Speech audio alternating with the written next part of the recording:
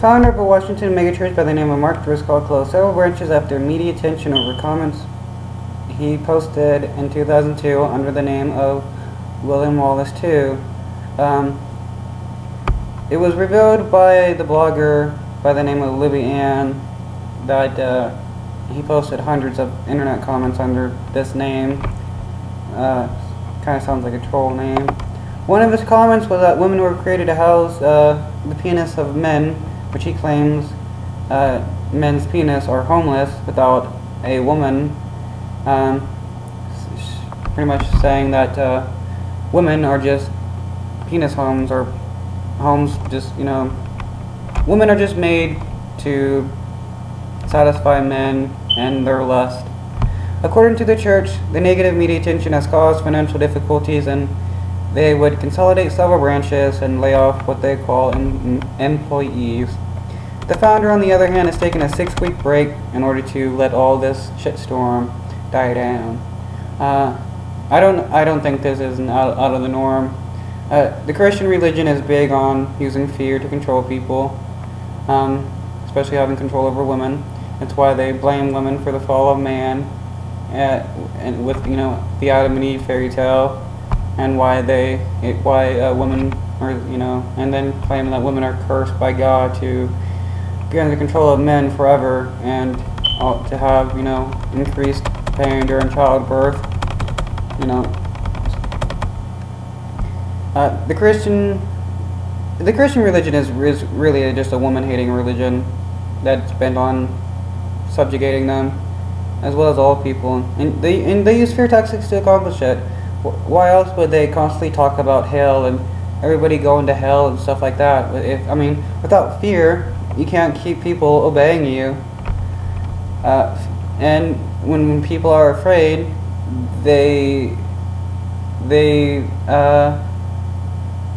it's easy. When people are afraid, it's easier for them to give up control over themselves in order to get a false sense of security. Tell people they're going to hell, and then that if they obey you and the Bible, that God will keep them from going to hell, even though it's God that created hell, or supposedly God that created hell and all the rules. So, no matter what you do, he could send you to hell for whatever, according to their religion. There are many passages in the Bible that shows favor to men over women, like women being stoned for being non-virgin, while men, no one really cares about men being non-virgins. They weren't stoned for having sex before their wedding day. It's only the women, always the women. And also that supposedly men were created in the image of Jesus, while women are created in the image of man, or the man. Or that women should remain silent in church and only speak at home, or that women can have authority over men. It reminds me of this person I talked to while I was in high school. She told me only men should have CEO jobs or positions of power and the such, and that women aren't good enough to have such positions. It's total brainwashing. Saying that men are better than women and that they are better at making power decisions and the such. Men aren't the better sex, but over and over, women are constantly told that in such religion. And it's not just the Christian religion, it's the entire Abrahamic religion. The Muslims, the Christians, and the Jews all believe that women are inferior to men, which is not the case. One sex is not better than the other. And why are they calling people who work at the church employees? Employees work at a business, and a church is not a business. If it was a business, they should be paying taxes and not be getting these tax breaks for being religious.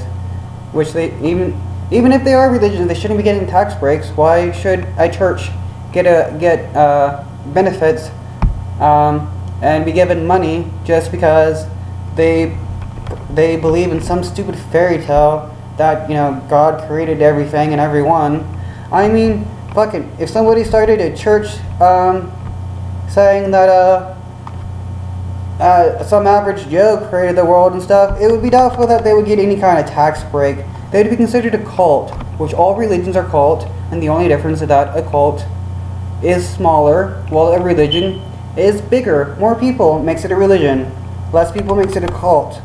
I mean, fuck. The Christian religion is just as crazy as any other cult out there. I mean, look at Scientology. I mean, it's still a cult, even though they won legal battles to make themselves a religion. It's a cult nonetheless. The belief that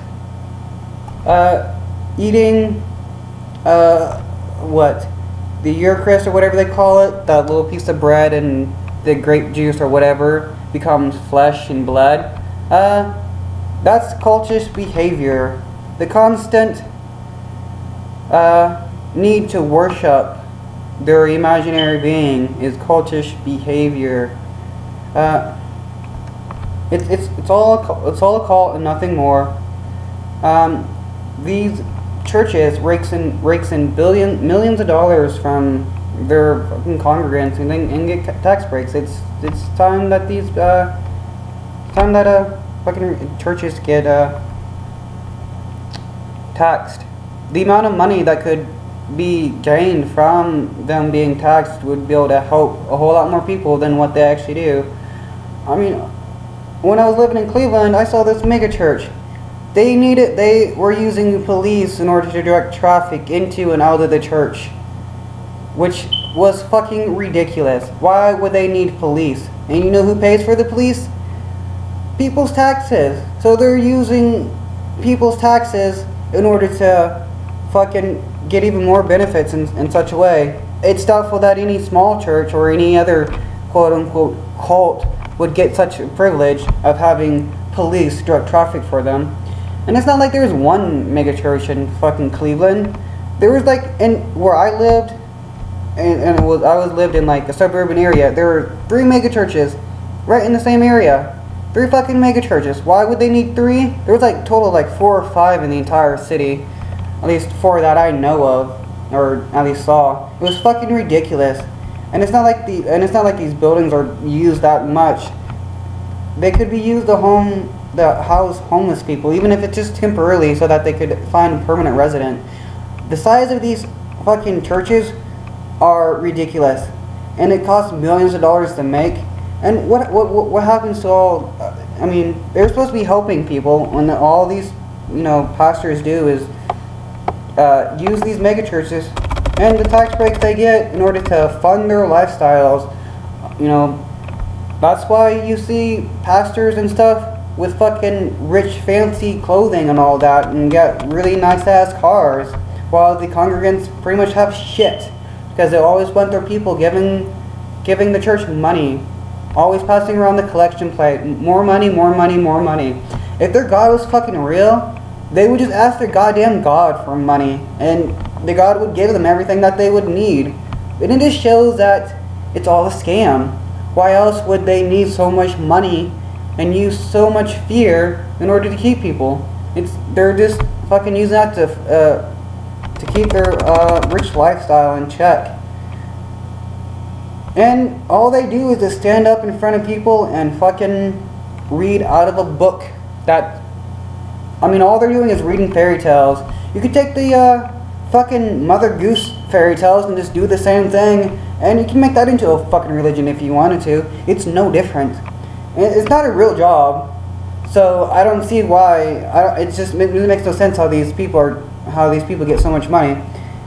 I mean, a fucking 5-year-old or 6-year-old. I mean, any little kid that have the slight ability to fucking read could do the same thing as any of these pastors. Probably a fucking monkey could do even better. It's all ridiculous. People need to wake up and realize they're being scammed with all these fairy tales, and fucking stop giving money to the church, who does nothing to actually help the community in any way. I mean, fuck.